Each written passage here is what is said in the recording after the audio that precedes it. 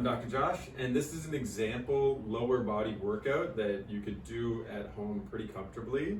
I actually prescribed this to a patient this week. It's going to be 3 exercises. You do 2 or 3 rounds, 8 to 12 reps, and it should be challenging enough, but by the time you get to 12 reps, you might have 1 or 2 left in the tank, but you don't really want to do much more than that. We're going to do a version of a lunge, a version of a squat, and a version of a hinge.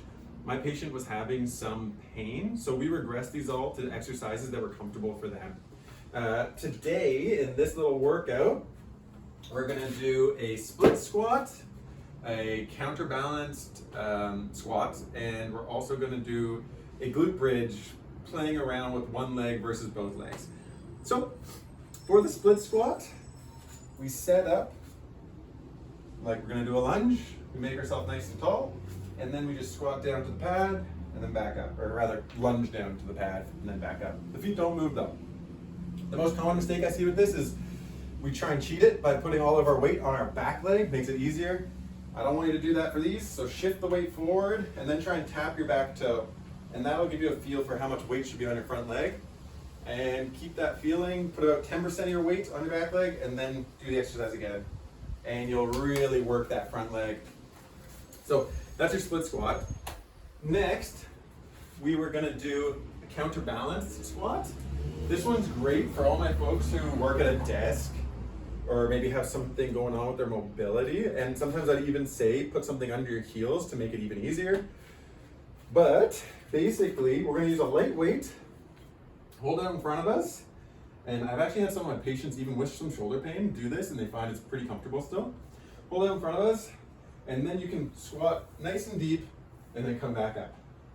It's actually easier to do the squat with the weight than it is to do it body weight.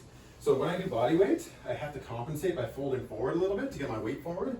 When I have the weight, I can stay nice and tall the whole time. So I really like the counterweight squat as part of a regressed squat. It's still hard on the legs, you'll still get the work done, but it's really comfortable and most people can do it really well. And it's gonna open up the hips. It's gonna be great for back pain. It's gonna be great for getting your hips stronger. And it's gonna be great for all those folks who live a bit more sedentary lifestyle than they might like. So we've done our split squat, we've done our counterweight squat or counterbalance squat. And finally, we're gonna do our version of a hinge today is gonna be a glute bridge lying on our back. So, lay on your back, I'll move this. And just hinge up, hold it for a beat, big breath in, big breath out, come down. And to make it a little bit more challenging, if that's way too easy, come up, straighten one leg, bring the leg back down, then come down. So up, leg straight, big breath, breathe out, leg back down.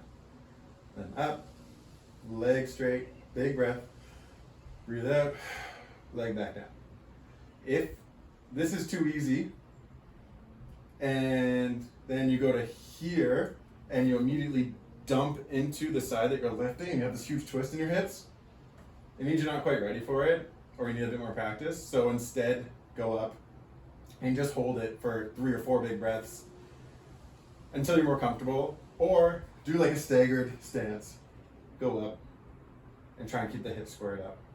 So that's our really simple lower body workout. You can do that in a circuit if you're short on time. You can do that straight sets. You can, as long as you get 2 to 3 sets of each one done, you're in the money. It's gonna be great. You're gonna get some improvement there. That can be done once or twice a week. Let me know if you have any questions.